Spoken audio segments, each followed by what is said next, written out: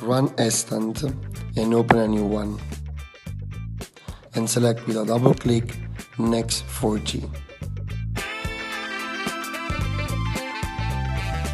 Then you select with a double click the QR code. At this point, you have to enter the number of the device you are going to program.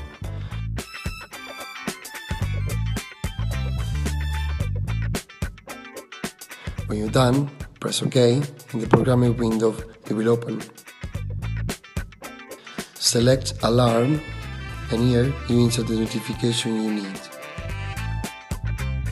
Press Yes to phone destination.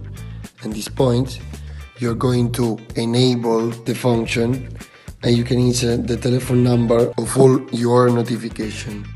Done that, select Yes on low battery check and select Enable, and Yes on the power supply and present check. After you enable the last function, you can choose the time you receive the notification. Done all of these, you select Send Configuration and automatically E-STANT generate the QR code that read by a smartphone. It will let you program the device by text.